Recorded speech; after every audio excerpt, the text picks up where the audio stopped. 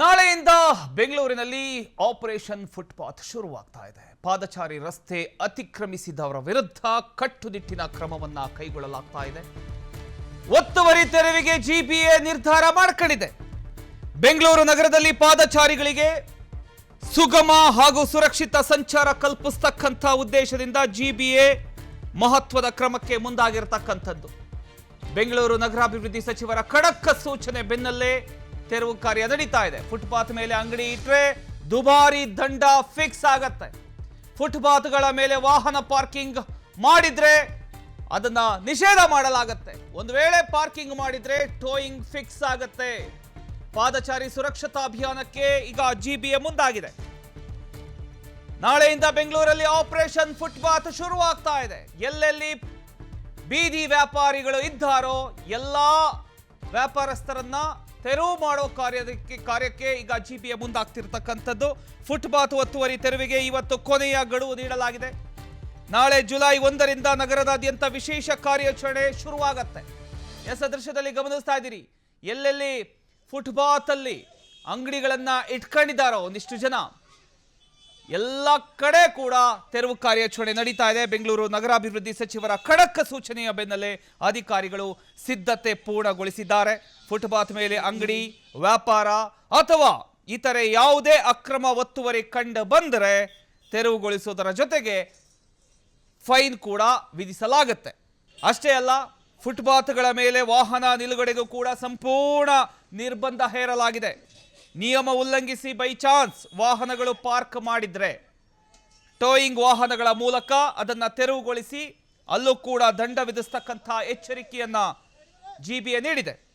ನಗರದಲ್ಲಿ ಪಾದಚಾರಿಗಳು ರಸ್ತೆಗಿಳಿದು ಸಂಚರಿಸಬೇಕಾದಂಥ ಪರಿಸ್ಥಿತಿ ನಿರ್ಮಾಣ ಆಗಿರತಕ್ಕಂಥ ಹಿನ್ನೆಲೆಯಲ್ಲಿ ಪಾದಚಾರಿ ಸುರಕ್ಷತಾ ಅಭಿಯಾನ ಕೈಗೊಂಡಿರತಕ್ಕಂಥ ಜಿಬಿಎ ಫುಟ್ಪಾತ್ಗಳನ್ನು ಸಂಪೂರ್ಣವಾಗಿ ಪಾದಚಾರಿಗಳಿಗೆ ಮೀಸಲಿಡತಕ್ಕಂಥ ಉದ್ದೇಶದಿಂದ ಈ ಒಂದು ಕ್ರಮವನ್ನ ತರ್ತಾ ಇದೆ. ವ್ಯಾಪಾರಿಗಳು ಹಾಗೂ ವಾಹನ ಸವಾರರು ನಿಯಮಗಳನ್ನ ಪಾಲಿಸಬೇಕು ಅಂತ ಅಧಿಕಾರಿಗಳು ರಿಕ್ವೆಸ್ಟ್ ಅನ್ನ ಮಾಡ್ಕೊಂಡಿದ್ದಾರೆ. ಇವತ್ತೇ ಸ್ವಯಂ ಪ್ರೇರಿತವಾಗಿ ಫುಟ್ಪಾತ್ ಒತ್ತುವರಿ ತೆರವುಗೊಳಿಸದಿದ್ರೆ ನಾಳೆಯಿಂದ ಯಾವುದೇ ಮುನ್ಸೂಚನೆ ಇಲ್ಲದೆ ಕಾರ್ಯಾಚರಣೆ ನಡೆಸಲಾಗುವುದು ಅಂತ ಜಿಬಿಎ ಹೇಳ್ತಾ ಇದೆ.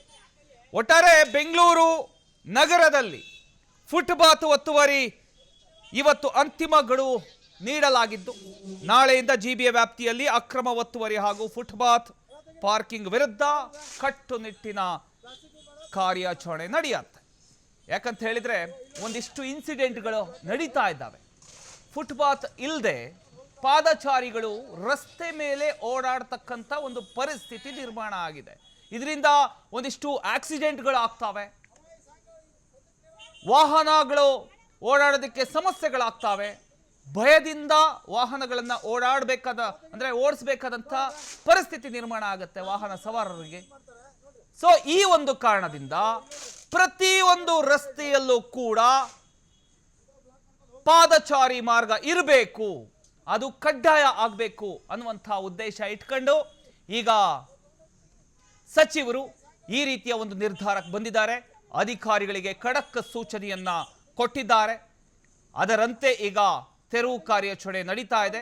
ಅವರಾಗೆ ಖುದ್ದು ಇವತ್ತು ಕೊನೆಯ ದಿನ ಆಗಿದೆ, ಅವರಾಗೆ ತೆಗೆದು ನಾವು ಬೇರೆ ಕಡೆ ಇಟ್ಕೊಳ್ತೀವಿ ಅಥವಾ ಅಂಗಡಿಯನ್ನ ಬಾಡಿಗೆಗೆ ತಗೊಂಡು ನಡೆಸ್ಕೊಂಡು ಹೋಗ್ತೀವಿ ಅನ್ನುವಂಥ ಉದ್ದೇಶವನ್ನ ಅವರು ಡಿಸೈಡ್ ಮಾಡಬೇಕೀಗ. ಸೊ ಇವತ್ತು ಕೊನೆಯ ದಿನ. ಬೈ ಚಾನ್ಸ್ ನಾಳೆ ಏನಾದ್ರೂ ಫುಟ್ಪಾತ್ ಮೇಲೆ ಯಾವುದಾದ್ರೂ ವ್ಯಾಪಾರ ವಹಿವಾಟುಗಳು ನಡೆದ್ರೆ ಅದನ್ನ ತಕ್ಷಣ ತೆಗೆದು ಹಾಕೋದ್ರ ಜೊತೆಗೆ ಫೈನ್ ಕೂಡ ಹಾಕ್ಬೇಕಾಗತ್ತೆ ಅಂತ ಜಿಬಿಎ ಅಧಿಕಾರಿಗಳು ಹೇಳ್ತಾ ಇದ್ದಾರೆ. ಇದ್ರ ಬಗ್ಗೆ ಇನ್ನಷ್ಟು ಡೀಟೇಲ್ಸ್ ಕೊಡ್ತಾರೆ ನಮ್ಮ ಪ್ರತಿನಿಧಿ ರಂಜನ್. ಎಸ್ ರಂಜನ್, ಈಗ ಒಂದಿಷ್ಟು ವಿಜುವಲ್ಸ್ ಗಳನ್ನ ನೋಡ್ತಾ ಇದೀವಿ. ಈಗಲೇ ಎಲ್ಲ ಕಡೆ ತೆರವು ಕಾರ್ಯಾಚರಣೆಗಳು ನಡೀತಾ ಇದ್ದಾವೆ. ಕೊನೆಯ ದಿನ ಕೂಡ ಇವತ್ತೇ ಆಗಿರೋದ್ರಿಂದ ವ್ಯಾಪಾರಸ್ಥರು ಏನ್ ಹೇಳ್ತಾ ಇದ್ದಾರೆ ಇದ್ರ ಬಗ್ಗೆ, ಜಿಬಿಎ ಅಧಿಕಾರಿಗಳು ಇದ್ರ ಬಗ್ಗೆ ಏನ್ ಹೇಳ್ತಿದ್ದಾರೆ ರಂಜನ್?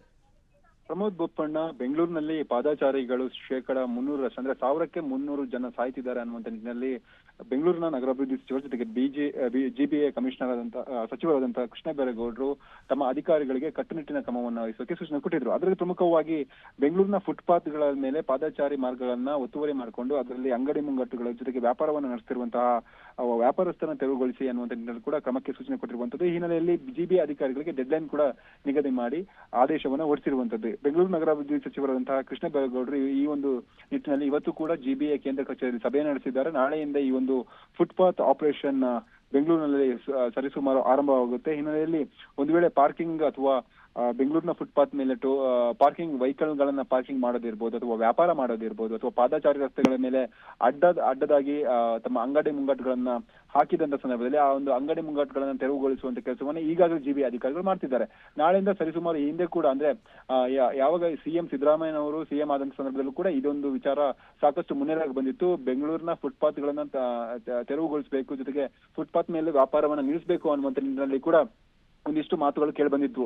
ಸುಮಾರು 2,000 ಕಿಲೋಮೀಟರ್ ಅಂತರದಲ್ಲಿ ಬೆಂಗಳೂರಿನ RTL ಮತ್ತು ಸಬ್ RTL ರಸ್ತೆಗಳಲ್ಲಿ ಕೂಡ ಏನು ವ್ಯಾಪಾರವನ್ನ ಮಾಡ್ತಿದ್ದಾರೆ. ಈ ಒಂದು ವ್ಯಾಪಾರಸ್ಥರನ್ನು ತೆರವುಗೊಳಿಸಬೇಕು ಅನ್ನುವಂತ ನಿಟ್ಟಿನಲ್ಲಿ ಆಕ್ರೋಶದ ಮಾತುಗಳು ಕೂಡ ಕೇಳಿ ಬಂದಿದ್ವು. ಅದಾದ ಬಳಿಕ ಜಿಬಿಎ ಅಧಿಕಾರಿಗಳು ಅಂದ್ರೆ ಅಂದಿನ ಬಿಬಿಎಂಪಿ ಅಧಿಕಾರಿಗಳು ಆಪರೇಷನ್ ಅಂದ್ರೆ ಫುಟ್ಪಾತ್ ನಲ್ಲಿ ವ್ಯಾಪಾರವನ್ನು ಮಾಡುವಂತ ವ್ಯಾಪಾರಸ್ಥರ ತೆರವು ಕಾರ್ಯಾಚರಣೆ ಮಾಡಿದ್ರು. ಆ ಒಂದು ಸಂದರ್ಭದಲ್ಲಿ ಬೀದಿ ಬದಿ ವ್ಯಾಪಾರಸ್ಥರಿಂದ ಕೂಡ ಸಾಕಷ್ಟು ಆಕ್ರೋಶ ಕೂಡ ವ್ಯಕ್ತವಾಗಿದೆ. ಯಾಕೆ ಅಂತ ಹೇಳಿದ್ರೆ ನಮ್ಮ ಹೊಟ್ಟೆ ಮೇಲೆ ಹೊಡೆಯುವಂತ ಕೆಲಸವನ್ನ ಅಧಿಕಾರಿಗಳ ಜೊತೆಗೆ ಸರ್ಕಾರ ಮಾಡ್ತಿದೆ ಅನ್ನುವಂತ ನಿಟ್ಟಿನಲ್ಲಿ ಆಕ್ರೋಶ ಕೂಡ ಹೊರಗಾಗ್ತಿತ್ತು. ಆದ್ರೆ ನೂತನವಾಗಿ ಬಂದಿರುವಂತಹ ಕೃಷ್ಣ ಬೈರೇಗೌಡರು ಕೂಡ ಏನು ಪಾದಚಾರಿಗಳು ರಸ್ತೆಯಲ್ಲಿ ನಡ್ಕೊಂಡು ಹೋಗ್ತಿದ್ದಾರೆ, ಹಿನ್ನೆಲೆಯಲ್ಲಿ ನೇರವಾಗಿ ವಾಹನಗಳು ಪಾದಚಾರಿಗಳ ಮೇಲೆ ಹರಿದು ಸಾವನ್ನಪ್ತಿರುವಂತಹ ಘಟನೆಗಳು ಹೆಚ್ಚಾಗ್ತಿದೆ. ಇದನ್ನ ನಾವು ಸೀರಿಯಸ್ ಆಗಿ ತೆಗೆದುಕೊಳ್ಬೇಕು ಅನ್ನುವಂತ ನಿಟ್ಟಿನಲ್ಲಿ ಕೂಡ ಅಧಿಕಾರಿಗಳಿಗೆ ಕಟ್ಟುನಿಟ್ಟಿನ ಸೂಚನೆ ಕೊಟ್ಟು ನಾಳೆಯಿಂದ ಯಥೇಚ್ಛವಾಗಿ ಬೆಂಗಳೂರಿನ ಪಾದಚಾರಿ ರಸ್ತೆಗಳ ಮೇಲೆ ಅತಿಕ್ರಮಣ ಮಾಡಿಕೊಂಡಿರುವಂತಹ ವ್ಯಾಪಾರಸ್ಥರನ್ನ ಜೊತೆಗೆ ಅಂಗಡಿ ಮುಂಗಟ್ಟುಗಳಿರ್ಬೋದು ಅಥವಾ ವಾಹನಗಳನ್ನ ತೆರವುಗೊಳಿಸುವಂತ ಕೆಲಸವನ್ನ ಮಾಡೋಕೆ ಸಜ್ಜಾಗಿರುವಂತದ್ದು. ಈ ಹಿನ್ನೆಲೆಯಲ್ಲಿ ತಂಡೋಪತಂಡ ಅಂದ್ರೆ ಬೆಂಗಳೂರಿನ 5 ಪಾಲಿಕೆಯ 5 ವಲಯಗಳಲ್ಲಿ ಕೂಡ ಈ ಒಂದು ಕಾರ್ಯಾಚರಣೆಯನ್ನ ಮಾಡೋಕೆ ಈಗಾಗಲೇ ಸೂಚನೆ ಕೊಟ್ಟಿದ್ದಾರೆ. ಪ್ರತಿಯೊಂದು ಪಾಲಿಕೆಯ ಕಮಿಷನರ್ ಕೂಡ ಈ ಒಂದು ವಿಚಾರದಲ್ಲಿ ನೇತೃತ್ವವನ್ನು ವಹಿಸಿ ತೆರವುಗೊಳಿಸುವಂತ ಕೆಲಸವನ್ನ ಕಟ್ಟುನಿಟ್ಟಾಗಿ ಮಾಡಬೇಕು ಅನ್ನುವಂತಹ ಖಡಕ್ ಸಂದೇಶವನ್ನ ಕೂಡ ಕೊಟ್ಟಿರುವಂತದ್ದು. ಪ್ರಮೋದ್ ಬೋಪಣ್ಣ, ಥ್ಯಾಂಕ್ ಯು ನಿಮ್ಮ ಮಾಹಿತಿಗಾಗಿ ರಂಜನ್.